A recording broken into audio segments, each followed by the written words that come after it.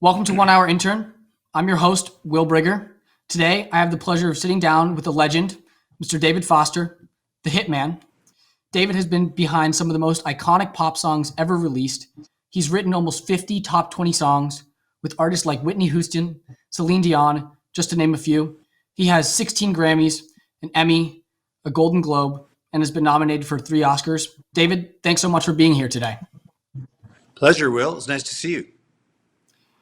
So, just to get started and add some context about you, you've worked with some of the most successful female artists in the world.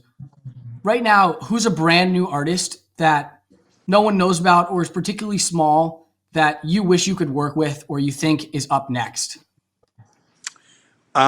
Great question, and I try to stay involved. I try to stay, somewhat current, semi-relevant. There's a young girl that's on Warner Brothers named Emily Wiseman, and she has a song out right now called "Dumber." And both my wife and I love it, and we love her, and we have no real connection to her.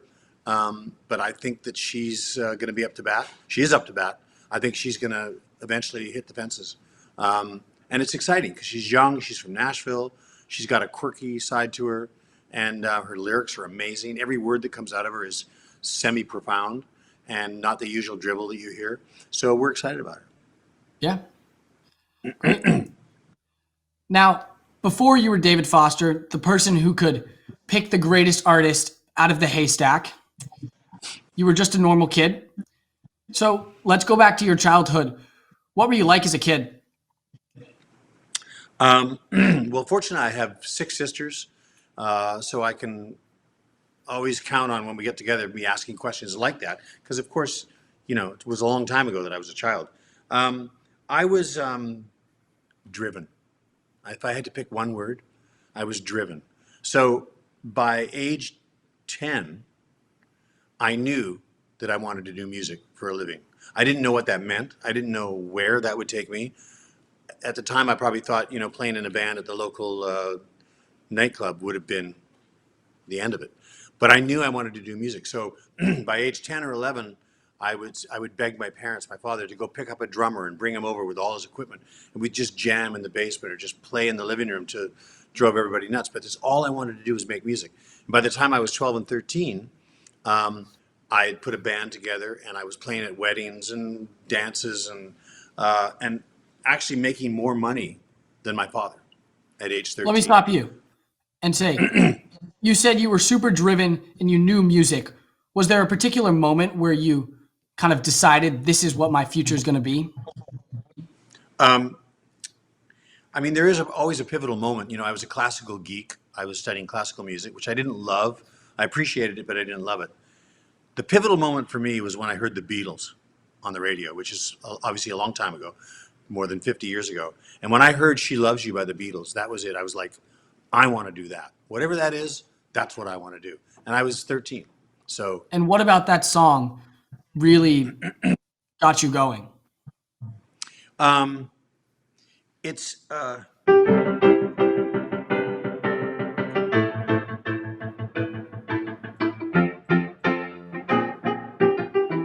just the chords were just a little bit different, a little bit new, a little bit nuanced, and I just never had heard anything like that before, and I wanted to be part of it Yeah. desperately. Yeah, that makes sense. Just going to change this light here because it's a little bright. Hang on. There we go. Okay. And so Got it. then you said when you were 13, you were working, playing weddings, and you were making more money than your family. Can you talk a little bit Yep. about that and what that role was like? Yeah, I mean, my family was, we weren't poor, but we didn't have any money. So, there was all sorts of, we didn't have any money at all. And stupidly, and I regret this to this day, when I started making money, $20, $40, $90 on a New Year's Eve, which is a ton of money back then, stupidly, I didn't give it to my parents, who could have really used the money. 7 kids. My father made $90 an hour. I mean, I'm sorry, $90 a week. And stupidly, at 13 and 14, you just don't, or at least I didn't think about the fact that I could have really helped my family out. And to my parents' great credit, they never asked for the money. I used to leave my money on my mother's dresser when I'd come home from a gig, and she would borrow from it once in a while, but she'd always tell me, and then she would always put it back. I only can hope, because my parents are both passed away, but I can only hope that sometimes she didn't pay it back. That would be my great hope.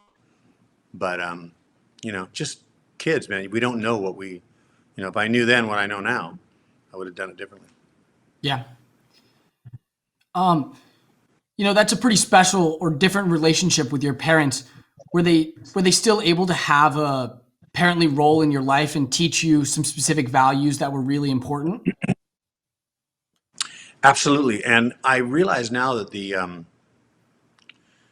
chain of command and the chain of teaching, it carries on. I never drank or did drugs because my father and mother didn't, and so I never wanted to disappoint them.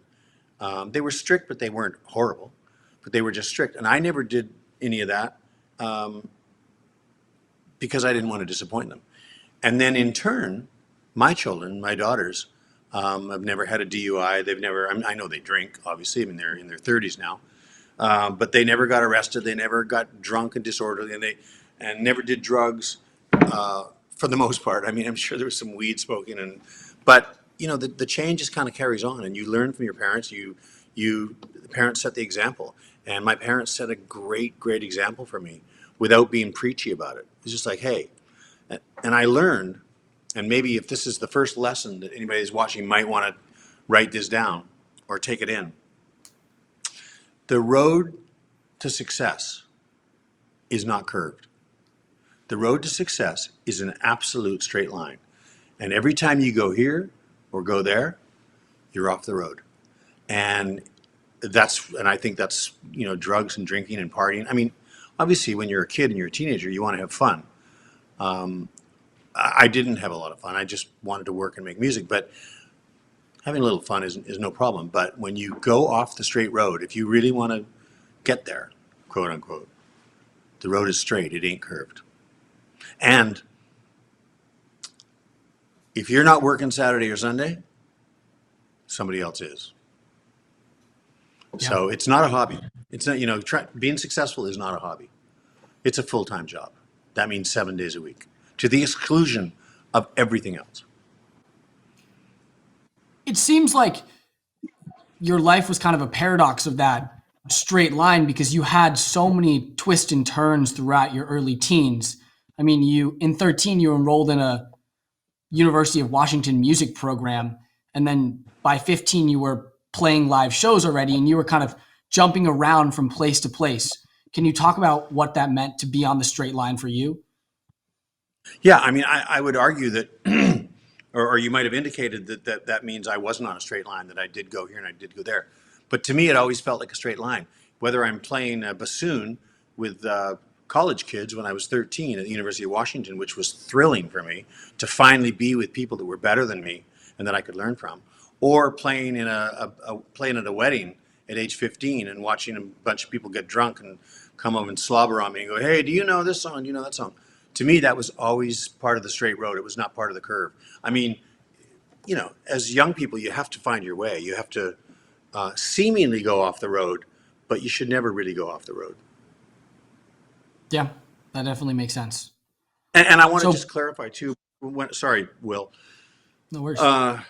Saying that I don't drink and that you shouldn't drink and you shouldn't do drugs, it sounds preachy. And I don't mean it that way. Kids, young people, adults, guys like your age, and women, you're going to have fun. There's no law against it, and you should have fun. But Wayne Gretzky, the great hockey player, his father told him, and Wayne told me, he said, "My father said, play hard as a kid, you're going to work hard as an adult. Work hard as a kid, you'll play hard as an adult." And that's so true. So I worked really hard as a kid, and it allowed me to play hard as an adult. Yeah.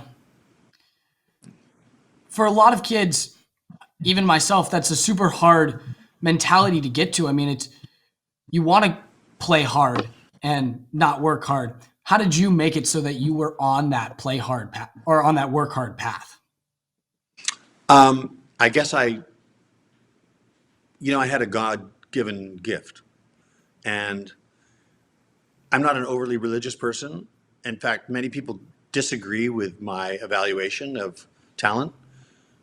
I say to you that I believe everybody's given the same amount of talent, just manifests itself in different ways. A lot of people disagree with me. They say, no, you're chosen. You're one of the chosen ones. No, I'm not. My gift came in the form of music. Your gift might come in the form of being a scientist or being a great interviewer, and you'll go on to be the next Charlie Rose or the next whoever, Katie Couric, or that might well be your gift. You're very good at it. I don't think that gift is any different than my gift. I really don't. And, if you take in the deepest part of South America or the African continent where they don't have, any communication or whatever, there's probably the next Whitney Houston in there somewhere or the next Charlie Rose. And unfortunately, because of geography, they won't get the opportunity to find out whether they really are the next Charlie Rose or not. Yeah. So I believe everybody's given the same gift. So to answer your question, this gift propelled me, and it gave me the discipline and the desire to want to expound on it and make it as great as I can. And Yeah. we'll talk a little later about greatness, being good and being great. But I tried to be good every day. At a certain point, something happened, and then I tried to be great every day after that. Another turning point in my life. So back to your family life, were there any particular moments that stood out as really valuable in shaping you later in the future? For sure there was. You're 17, so I was 18 when I lost my father. Your father, I know, is a very big part of your life, right? And Definitely. he's no doubt given you some good pieces of advice and some bad Definitely. advice maybe too. Definitely. Back when I was a kid, or maybe it's the same now, would you say that you have a friend-to-friend relationship with your father now, or is it still very much the parent and the child? I think it's both. We have a friend to friend relationship, and when it needs to be, it becomes the parent son relationship. Right. Well, so for better or worse, my relationship with my father was always parent and child. And there was only one moment in my life where it became friend to friend. And when I was 18, or 17 and 18, I was playing all night in clubs. And I wasn't up to no good. I just would stay out all night because after the gig ended at 1 in the morning, then we'd all sit around and jam till 4 o'clock in the morning, just making music, making music. Couldn't get enough of music, making music. I was not up to no good. I wasn't doing drugs. I wasn't, doing crazy stuff. And I think deep down, I think my parents knew that. They trusted me. But this one time, I didn't realize the hardship I put on my parents. And this is maybe something for your listeners to pay attention to. I didn't realize that they would stay awake waiting for me and lose sleep worrying about me being out because there was no cell phones or anything. And it didn't even occur to me that I might be worrying them, right? So this one time I came home at like 5:45 in the morning after playing all night. And my father was up because he was ready to go to work. And I thought, oh man, this is going to be like terrible. He's going to yell at me and he's going to like, what are you doing? And so I walked in, he was up in the living room. And instead of yelling at me, he just quietly said, so you really like this music thing, right? And I said, yeah, I really do. He said, it's really a difficult business, I hear. And all of a sudden he's talking to me like an equal. And it's just really shocking me. I said, yeah, I know, but I really think that I got what it takes. I mean, you gave me piano lessons and I've done this, and I've done this, and I just can't see any other life for me other than making music. And he said, well, I think you can probably do it then. And that was it. And then he went off to work, and 3 months later he died. And it was the only adult conversation I had with him. But it obviously resonated and stayed with me so far my whole life. It was just such a great pivotal moment for me that I had the blessing of my father. Yeah. Wow. I mean, having respect from people in your life like that definitely can be a catalyst for so much, as you are an example of. Yeah, for sure. So, as I mentioned before, you went to a music program at University of Washington when you were 13. That's a college program to study music, and you're a 13-year-old kid. How do you make that step, that big risk to go to college. Well, it wasn't really going to college. It's a little bit misleading. A great band instructor who was great to me up in Victoria, British Columbia, where I grew up, he fought for me to get into this program. The great thing about it was that I was surrounded by people that were as good or better than me. And I had grown up on this island where I was like the big hotshot, always winning all the festivals and this is classical music I'm talking about. And now I was amongst everybody was as good as me or better. So it was a great feeling, and that's the only way you can get better, is by being around people that are better than you. And you look at it, you go, "Wow, I want to be able to do that. I got to work a little harder." So it was a great experience. But that leads me to talk a little bit about mentors, which I know your program is a lot. It's all about that, and we all need. I urge young adults to find that person, to seek out that person. If they don't find you, hopefully they find you. So for me, it was a couple of band teachers. And school band, as nerdy as it is, and don't try to tell me that it's cool, because it isn't cool. Being I in the was in the school school band. band. I was in the school Well, you're band. not. Well, you're a nerd then. Maybe. No. But I don't know. Maybe it's cooler now, but it wasn't cool back then to be in the band. But being in the band, I forged this relationship with two different band leaders, and they really propelled me into believing that I could do it. Even though they weren't in the business per se, they were school teachers, but they saw that thing in me. And the one teacher would, jam with me, make music with me after school hours. He'd bring his saxophone out, and then after school they became humans instead of teachers, and we would just play music. And we were on equal ground at that point, and it was really great. And plus I had some other great music teachers too. So whether it's sports, you find that coach that'll just believe in you, or whatever it is, I really know that it helped my life, and I'm hoping that the people that are listening right now, watching, can find that mentor in their lives. It's so important. I mean, you got to work at it. You can't let them down. You got to be all you can be and then some. Yeah, Otherwise they'll just move on.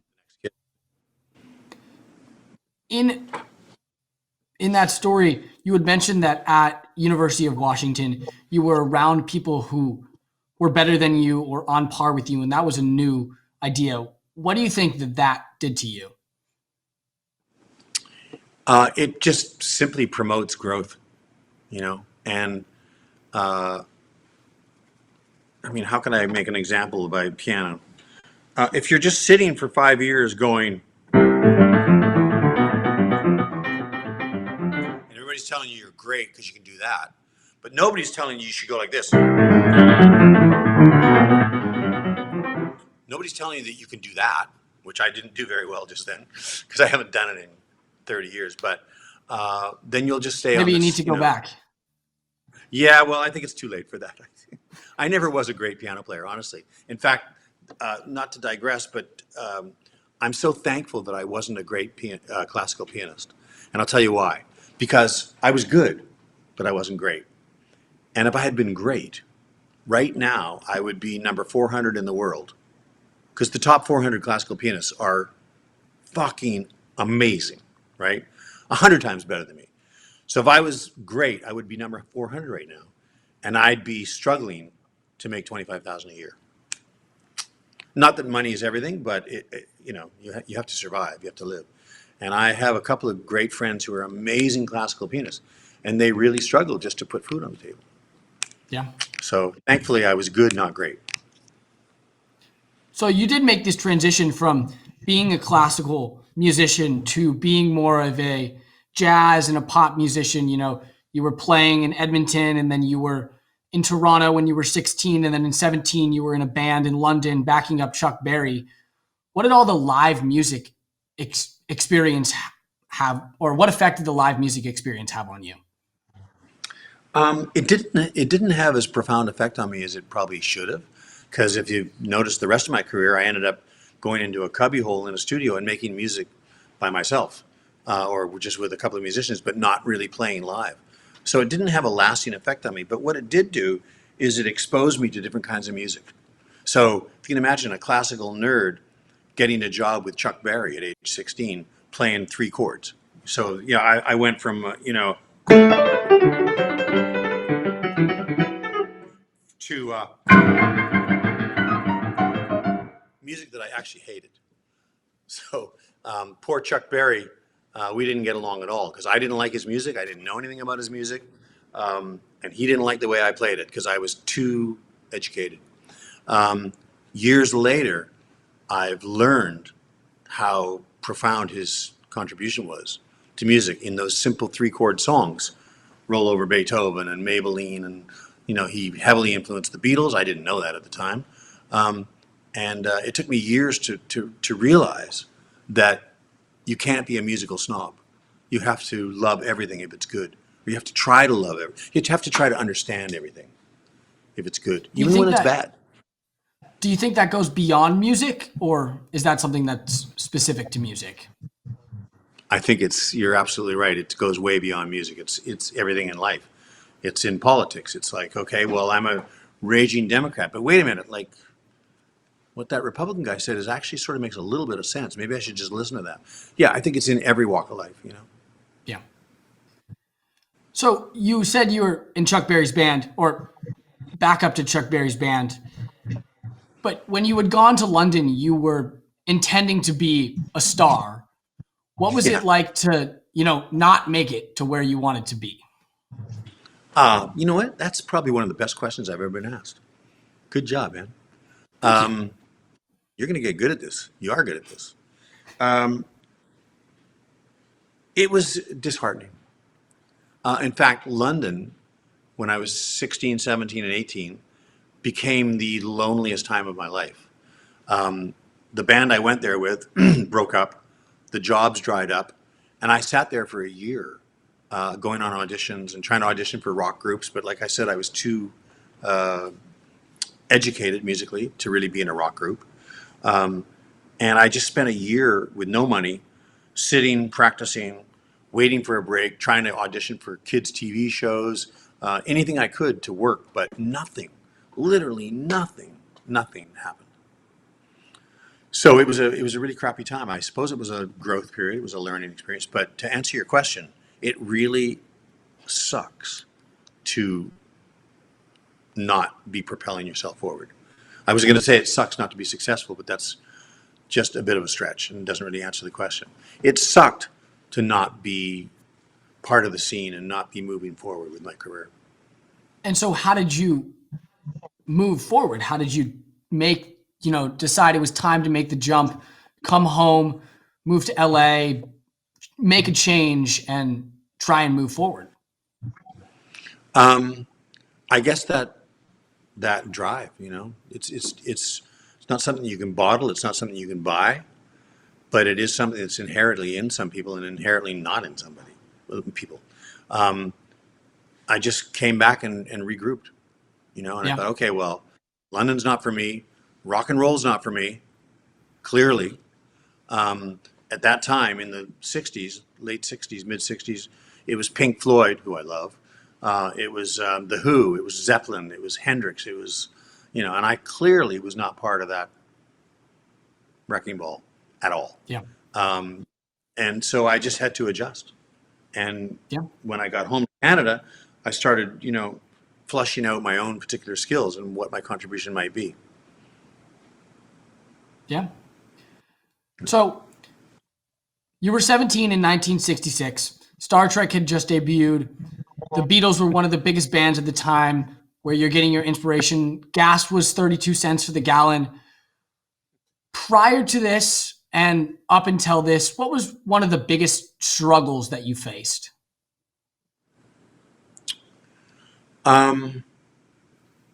Prior to that, uh, I I just didn't feel like I was struggling at all. I feel like I was just moving forward.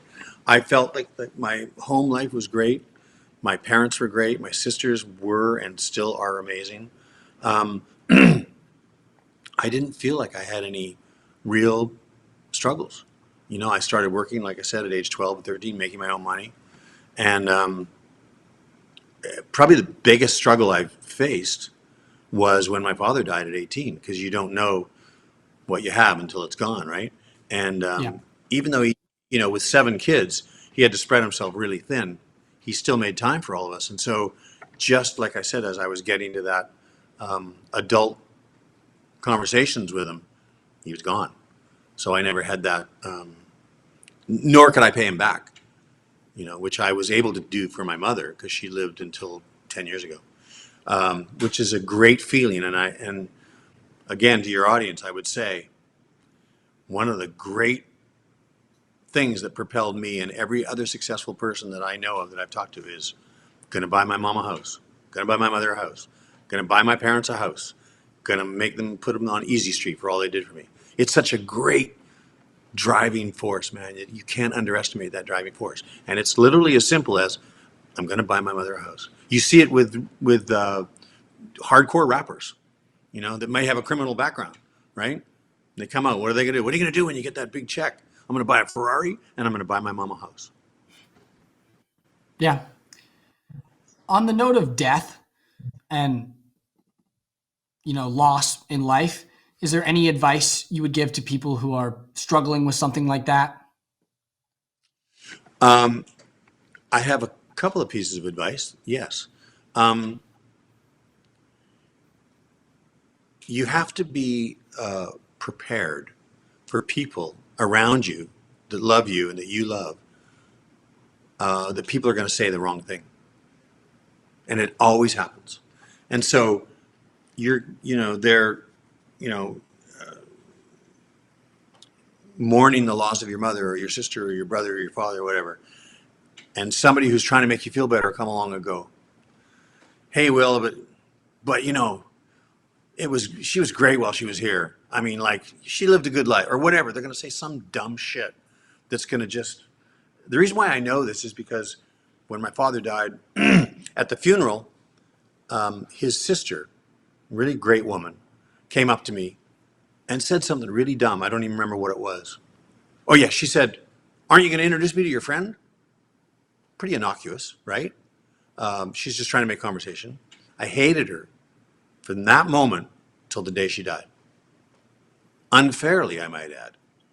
So the piece of advice is be prepared for people to say stuff that's going to rub you the wrong way. Don't hold it against them. And on a broader scale, I like to say that the pain turns into memories and the memories turn into lessons. Yeah. So I mean, if you've lost your parent, the pain is excruciating. It turns into memories, bad memory or painful memories, then memories. And then those memories turn into lessons, which you can draw on for your entire life.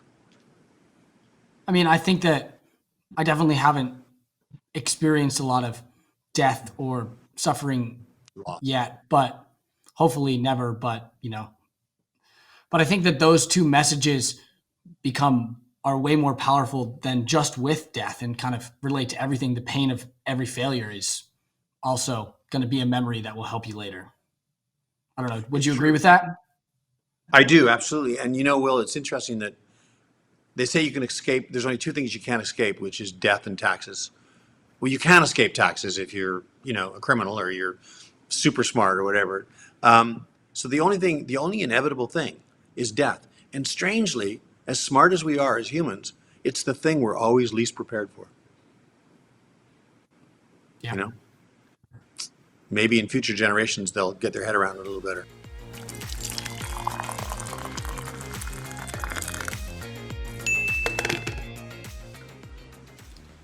So moving from a bit of a darker note, Yeah.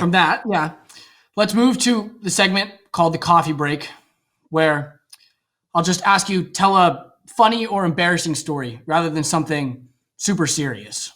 Is there any story that comes to mind? Yeah, I was thinking about that. This is not particularly a funny story, but it's a very important story. I was producing and writing with Madonna in the early 90s, and she was very, very professional. A lot of singers that I work with, not a lot, but some of them want to be a co-producer just because they can. They can flex their muscles and go, yeah, I want to be the co-producer. And I'm like, no, you can't be the co-producer. That's my job to be the producer. You're already the singer, the artist. You're on the front of the cover. You're going to go out to millions of people. Let me just have my credit, please. Madonna asked for the demanded the co-producer credit, and I reluctantly said yes. But she actually was a real co-producer. She was there every second of every day, standing over me, helping me make the choices. She was really amazing. But this was right around the time that she made her movie Truth or Dare, which you won't remember because you're too young. But it was a very controversial documentary about her life. And she said, I really want you to watch my movie. So she gave me a copy, probably a tape. I don't know. And she said, go home, please, and watch it. I really want to know what you think about it. So I watched it that night. I came in, and she was almost like a little, rabbit, like waiting, or panting dog, like, well, what'd you think? What'd you think? And I said, well, I thought it was really good. I said, I don't really like the way you handled my friend Kevin Costner. My friend Kevin Costner from The Bodyguard, he came to visit her show, and she was mean to him, and it was right in the documentary. And she said, yeah, I know, I probably shouldn't have, outed him so much. It was kind of mean of me, but it was real life and whatever. She said, what else? I said, well, the only other thing I didn't like was when you filmed those two guys kissing. And she went off on me like, that's the problem with the world. That's the problem with people like you. You're too square. You don't get it. This is what I'm fighting for. And she just went on a rant. And she was absolutely right. And I was wrong. So I learned a very valuable lesson. It's not a funny story. It's not an amusing story, but it's a very truthful story about my ineptness and my inability to understand what's going on in 1992. And after learning that lesson from Madonna, were you able to move forward and act in a more progressive and more appropriate way? Well, I don't think overnight I did, but it's obviously stuck with me. And look at the world we're in now in 2020. It's acceptable, but it's still not completely acceptable, Yeah, right? So sure. I think I've come further than a lot of the world has with it. Yeah.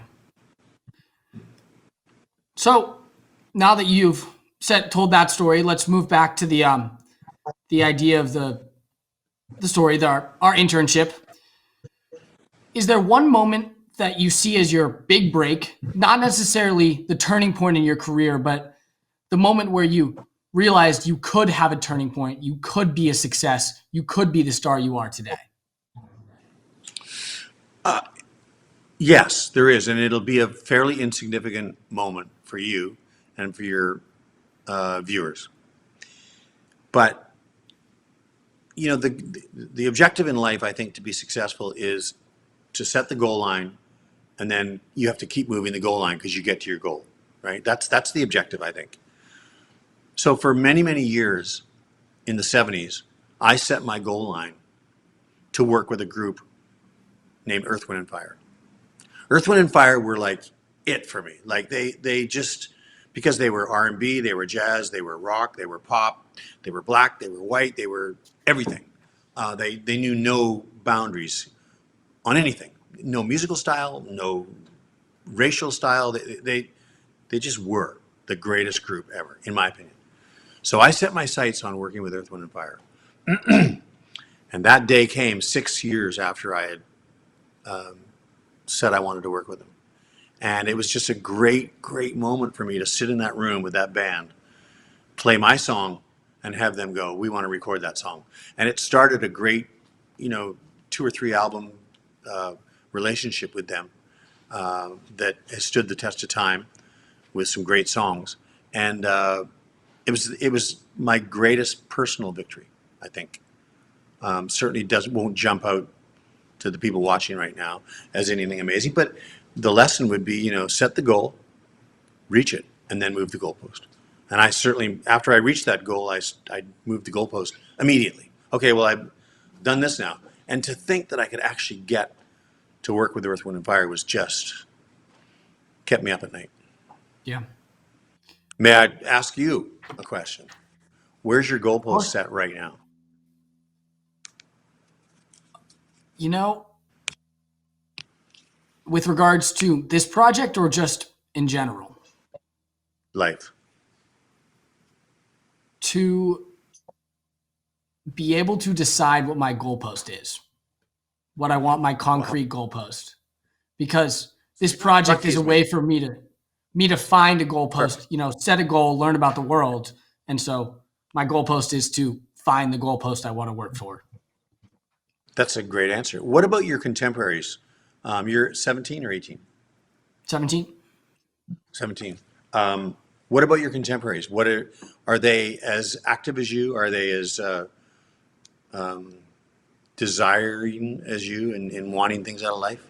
I mean, not everybody has a talk show at I like 17. to give I a lot of don't. credit. I like to give a lot of credit to my peers. I look around and I see people working their asses off, whether it's at their sports or at the newspaper or any host of things like that.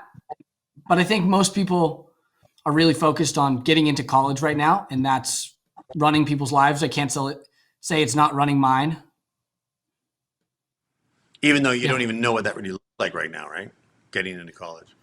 no, not at all. No. Obviously, you have created after you set your goalpost for Earth, Wind, and Fire.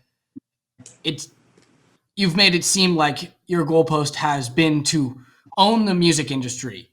You know, you have so many accolades, so many awards, and someone can go listen to your documentary to figure out about those. But what I'm interested in is your creative process, how you've made those awards, what goes through your mind, or how you've made those award-winning songs. What goes through your mind, and what's your process like? Well, I had a lot of help. I did very few songs on my own. Completely, I had co-writers and, of course, the artist, and many times I had a movie. So, just to break it down a little bit, if you were to ask me to write a song right now, first of all, I don't write top 40 songs. So, even though I hang out with Charlie Puth a little bit, and I'm in Drake's latest song, a nice little shout out, but I'm not. I can't make top 40 music, and I make no bones about it. Um, but that aside, writing is still writing.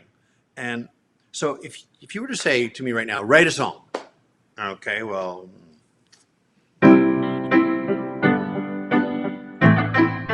or whatever, right? That comes from nowhere, Sounds like you were other playing than Let you. It Be at first. It could be, right? Yeah, the first two chords for sure. And thanks for busting me on that. Um, so that comes basically from nowhere. So if it's whether it's good or bad, it's coming through you and not from you, right? Yeah. Now, tell me, I want you to write a song for my movie. And in this particular scene where I want the movie to play, this man who is madly in love with this girl has just inadvertently turned the corner and seen her kissing somebody else. He had heard the rumor, but he didn't believe it to be true. And now, accidentally and inadvertently, he sees it with his own eyes. Then that gives me a lot of ammo to go,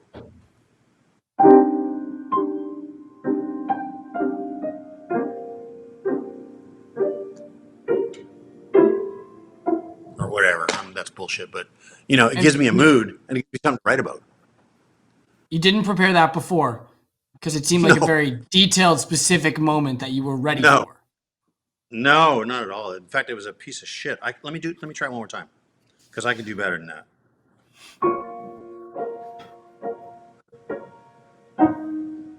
No, I can't do better than that. Okay. Well, anyway, you get the idea. So a lot of songs that I've done for movies, I've gotten a lot of help from the director, from the movie itself. Where you have this visual, and it really the movie becomes the co-writer, and that's the process for that. Yeah. When you have a blank page, you just got to start with nothing. It's really hard sometimes. That's why I have co-writers, and so I'll sit and I'll go, and then I have a singer here who hears that and jumps on it and starts singing over it for me and doing half the work for me. Yeah.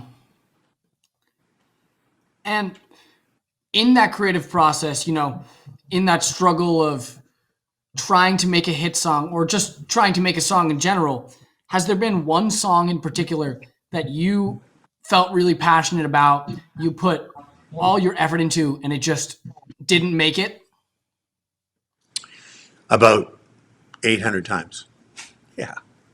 I mean, I've written probably 1,000 songs, and easily 800 of them for sure were not hits. And at least 400 of those 800 were terrible songs. So yeah, I mean, there, specifically, because it's a question that I think all songwriters get asked a lot. What's your favorite song? What's the song you thought would be a hit and it wasn't? What's the song that you didn't think would be a hit and it would be a hit?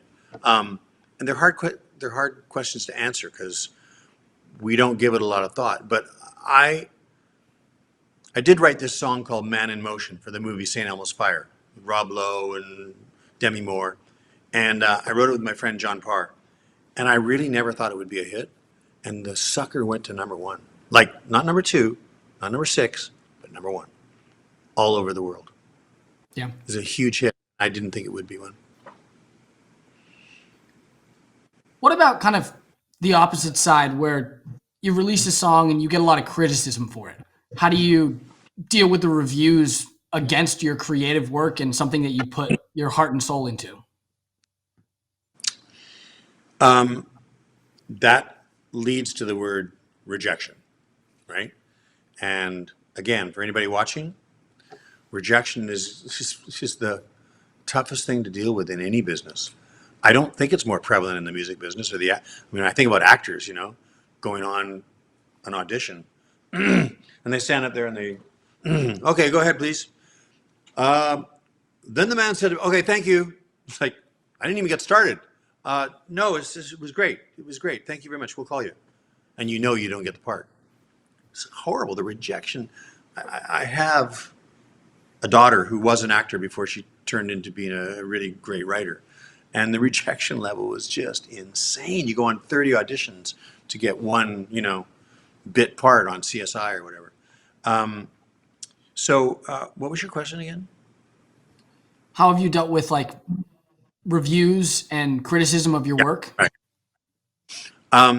You're always told that if you don't believe the good stuff, then you don't have to believe the bad stuff. So you should never read anything about yourself. But it's impossible. It's human nature to pick up the paper, and then when you read great stuff about you, go like, wow, yeah, I'm really great. Then you read one bad thing about yourself, and you go, that guy's an asshole. But he's not an asshole. It's just his opinion, And my music in particular is hated by so many, like, because my music's soft. My music, like, I call my music pussy music. It's soft music, and I mean, Rolling Stone would rather gag than listen to one of my songs. They've said it. I'm the king of schlock. They said, and then in fact, I did this album with a great artist named Boss Skaggs, and he was very much loved. The critics loved him, and the people loved him, and everybody thought I would take him, down the tubes, and we had a successful album. But Rolling Stone reviewed the album, and this is what they said: David Foster has succeeded in plunging the dagger in Boss Skaggs' back, and the blood is all over his white suit. Why do I remember that 30 years later, 40 years later? Because it was so hurtful. And, that's what the guy thought. Hurtful. But part of the package, I guess. And any advice to bouncing back from criticism like that, accepting that some songs are going to suck, some people aren't going to like your work? Well, I mean, the greatest revenge is success, I think. I know that's kind of shallow, but that's the greatest revenge is like, well, you may think I plunged the dagger in his back, but it sold 3 million copies. I'm not interested in selling 2 copies. I'm not interested. Celine and myself, we were selling 25 million copies per album for 2 or 3 albums. Whitney Houston, "I Will Always Love You" that I did with her, became the love song of the century. Some people hate it. They think it's so corny and that she sold out and whatever. But I mean, I'm not interested in the critics loving me and the people not loving me, which comes to your earlier question, which is how do you discover talent? And I haven't really done that much of that. I've discovered, 4 or 5 artists in total, so not a great track record. But I've always maintained that I'm average, because when I heard Celine Dion for the first time, I was like, God, I think everybody's gonna love this voice. Now, if I was an elitist, I'd be like, oh, she's too whatever, I'll be like, stick my nose up at it. I think I'm the common man when it comes to listening to a singer. I hear somebody and I go, millions of people are going to love that. Not 3 people. I'm not interested in 3 people. Yeah. Mind if I Yeah. have a drink? That's fair.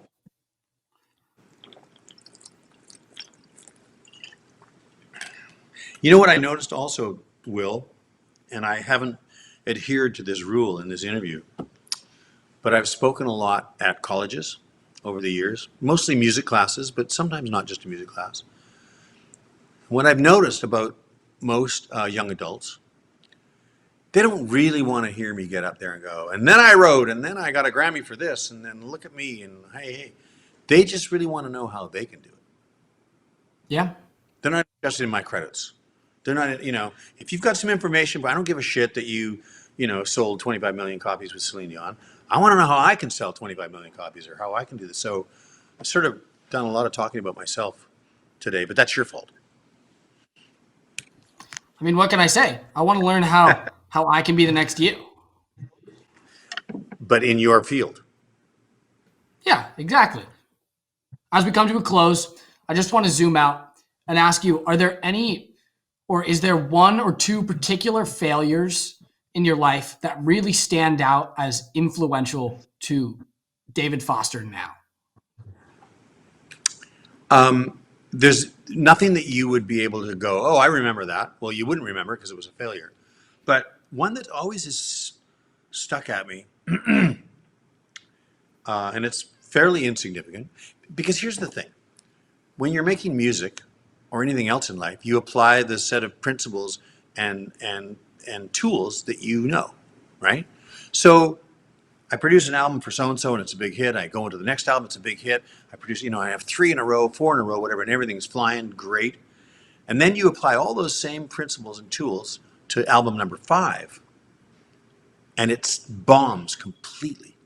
And it really is a head scratcher. It's like, really makes you insecure, because you're like, I did everything that I did on the Seal album, and everything I did on the Chicago album, everything I did on the whatever, and now I tried on this one, and it didn't work. It's like really, really confusing. It's like, knowing that the color blue is blue, and then all of a sudden you find out it's green. So that's confusing. And there was this one album that I did in the 80s, and it was, albeit she was an unknown singer, but she was the background singer for Eric Clapton. Her name was Marcy Levy. Really great singer. And I poured 7 months of my life into that album. And not only was it not successful, but the record company at the end of 7 months said, this album's so awful, we're not even going to put it out. And this is after I had just done Chaka Khan and Kenny Rogers and the group Chicago and Earth, Wind and Fire, and had a ton of credits and had a lot of success. So that one sticks out for me as really, obviously 30 years later, I'm still thinking about it. Yeah. And then, I mean, despite this failure, you're still David Foster, and you've reached a pinnacle of success in the music world. What's the next step for you? What's the next step in success? I mean, you started a charity and you're working on other projects, I assume, but what's the next step? Well, just to back up just for 1 second, you say I've reached the pinnacle of success, but I would argue with you because Monday, Wednesdays, and Fridays, I think that I'm great. And Tuesdays, Thursdays, and Saturdays, I think that I suck. And I haven't done anything. And that's the God's honest truth. That What I'm about a failure. I'm sorry? You said Monday, Wednesday, Friday, and then Tuesday, Thursday, Sunday. What about Saturday? Oh, Tuesday, Thursday, Saturday, I think that I suck. Sundays, I try not to think about it, or something like that. I'm being metaphorical, but I really do think that I'm a huge, colossal failure sometimes, and that is this my life really? It's like, and wrap up my life in 16 Grammys. Is that it, really? And maybe that's one of the keys to being successful. I don't know, but it gnaws at me all the time that I haven't done enough. There's more to do, and I'm working on some musicals now. I want to crack Broadway. It's hard now with COVID, extra hard because Broadway's closed for at Yeah. least another year. But I Yeah. I press away. I write remotely with other people. I have a writing session tomorrow on this one musical. It's not a Broadway musical yet, and I would like to crack Broadway because on Broadway you don't have to write a top 40 song. You just have to write a good song, and I think I'm still capable of doing that. Yeah. But the overall thing that I'd like to say about it is that I many times don't feel like I've been successful, and that's just the way it is. Yeah. Do you think there's an action or an accolade or anything that you can do to help you get that success? Actually, No. let me back up. How would you define that success? Like, what is success to you? Well, I mean, you could say that. Sorry, let me just turn this around here. You could say that that's success, couldn't you? Yeah, definitely. Can you see that? Yeah. It's really just only one definition of success. Because after you win a Grammy or lose a Grammy, the next morning you get up and put your pants on, just like every other day, and you go to work. So, I mean, given the choice, I'd rather have them than not have them.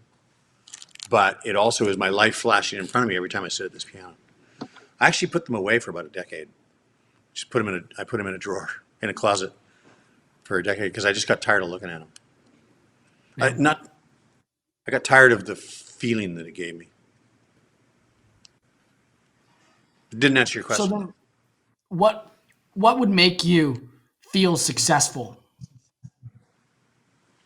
Feel like you've accomplished a lot? Um, well, those are two different things, don't you think? I feel like I've accomplished a lot, and I do feel Sure. successful on certain days. And then on the days I don't, I think maybe it makes me still work hard. You can get Yeah. so complacent. You can get so complacent about anybody in any line of work can get so complacent, and it's something that I don't like.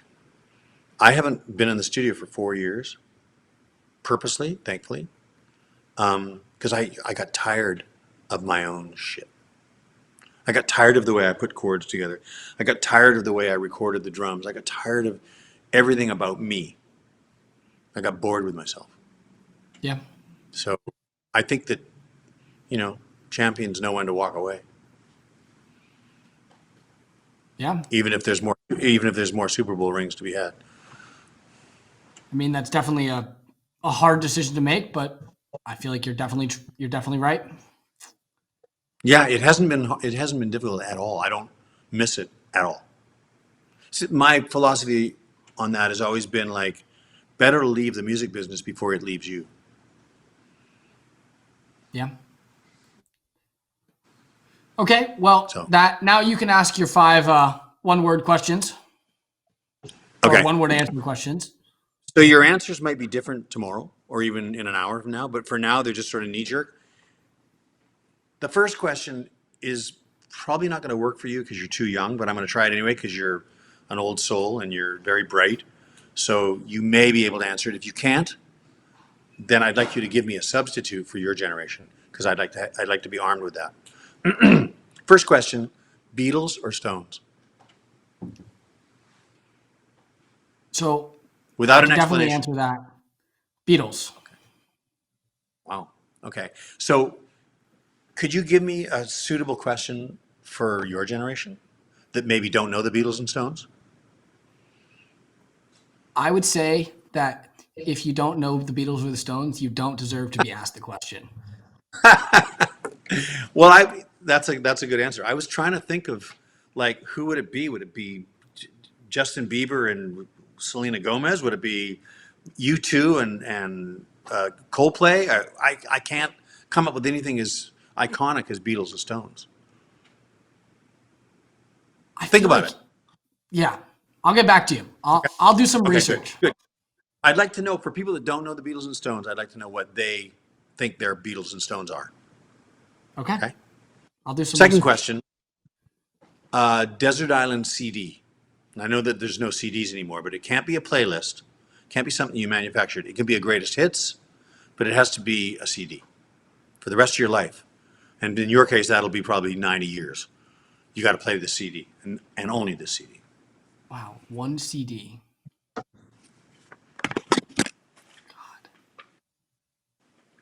And don't give me two. You want to come back to that one? Yeah, I need to think. Okay. Third question, dead dinner date. Somebody you'd like to have dinner with that's dead. It cannot be a family member, so you can't say like your great grandfather. Language is no barrier, and it can be from any century, and you can pick the time period of their life. If you want the young whoever or the old whoever, and they have to be truthful. They have to be truthful. Yeah. So whatever question you ask, you're going to get a truthful answer. Yeah. For instance, if it was John F. Kennedy, you might want to ask about Marilyn Monroe or whatever. I think I'd choose FDR. Okay. Good choice. He was president in 46, no, 44, the early 40s. He died in 44. 44, yeah. He was president Yeah. from 32 to 44, I think. And then Truman took over, right? Yes, and then Truman took over. And dropped the big one. Yep. Good answer. I mean, there's no right or wrong answers, and it's not a trick question, but all right. Next question, and this, for people with access, it's not really a fair question, but live dinner date. Live dinner date.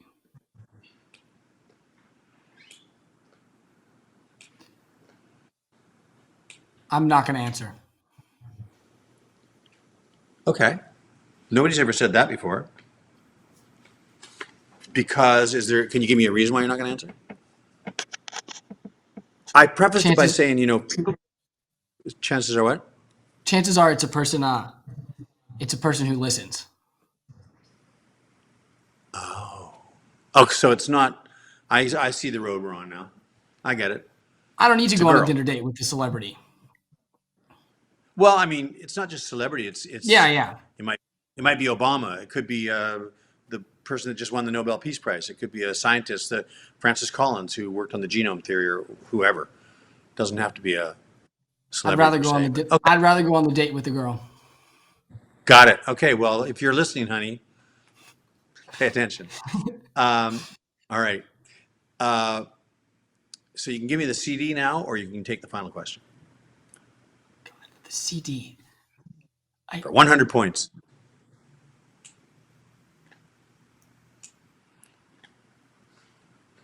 Just name something that you like, and like I said, can I pick the Beatles' greatest hits? You want to know something really fucking weird? Did you know that that's my Desert Island CD? I swear to God. Beatles' greatest hit. Beatles number ones, it's called.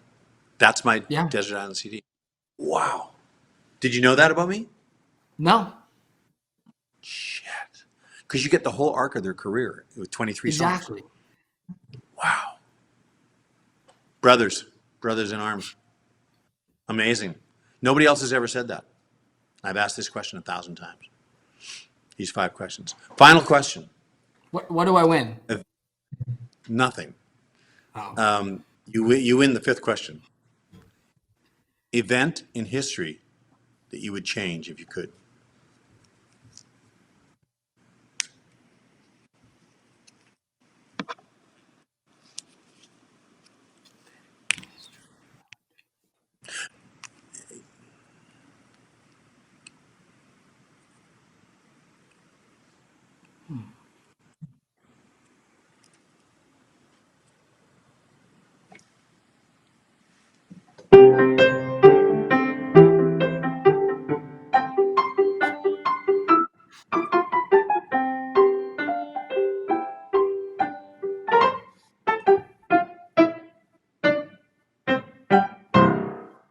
Time's up.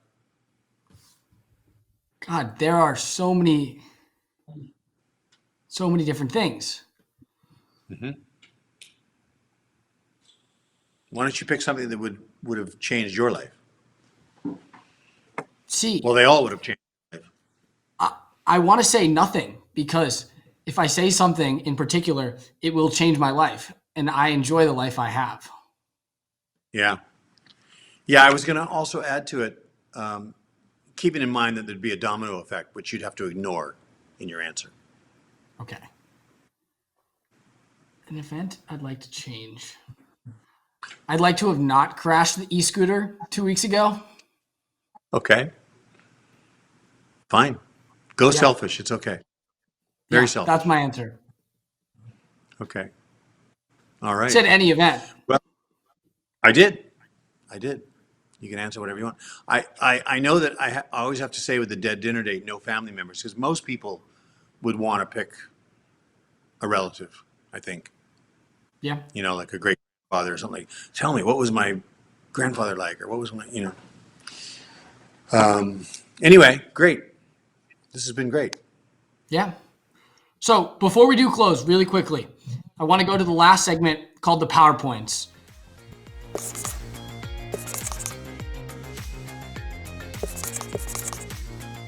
Looking through your entire life, now that we've gone from David Foster, the child, to David Foster, the world-renowned producer, what are 3 takeaways, 3 pieces of advice, or 3 bullet points from this conversation our audience should take away? All right. One, good is the enemy of great. And that is the truest thing that you will ever hear out of my mouth. And if you want me to expound just slightly on it, for people like me and many people watching, and perhaps you too, being good is so easy. It's so easy to wake up and be good. It's so hard to wake up and be great. And I've tried ever since a thing that happened to me, I've tried to be great every day in my music making, in my job. And I fail 99 times out of 100. But I'm always trying to shoot for great. It's Would you important. share that one thing that made you change that Yeah, mindset? absolutely. I have a person that I respect greatly named Quincy Jones, record producer, songwriter. Of course. I produced an album in the early 80s, and I was excited to give it to him because it was when I was first starting to produce, and he was my mentor. And I gave it to him, and as I gave him the CD, I said, okay, Quincy, don't play track number 2 because it's, the song's not very good. I let them just put the song on the right. Track 3 is great. Track number 4, skip over that one because the vocal's out of tune and blah, blah. And I made excuses. And he grabbed the CD like this. He said, what does it say right there? I said, produced by David Foster. He says, yeah, produced by David Foster. You're a fucking idiot. You put your name on it, and then you hand it to me and make excuses. That's the story. Wow. Such great advice. Yeah, definitely. Good is the enemy of great. Next, retreat and attack in another direction. So when I stopped having top 40 hits around the year 2000, what happens to people, however old I was then, 49, it just runs out because the new generation comes in and you can't think like a 16-year-old. It's just human nature. But a lot of people, when it happens to them, they just keep banging away at this brick wall. And they're never going to get through it. They're never going to get through to the other side and have a hit record. So I say retreat and attack in another direction. And so in the year 2000, I retreated. I hooked up with Michael Bublé. I hooked up with Josh Groban. I hooked up with Andrea Bocelli. And we didn't have top 40 hits, but we sold a shitload of CDs. Like Yeah. as many, if not more, than the people that were having top 40 hits. And television became our radio. Michael Bublé, we'd do a record, he'd go on the Today Show, and he'd sell like 100,000 albums that week from being on the Today Show. So television became our radio. So retreat and attack in another direction. Go around the wall and try it from another angle. And thirdly, I don't know, what else did I say that might have been mildly profound?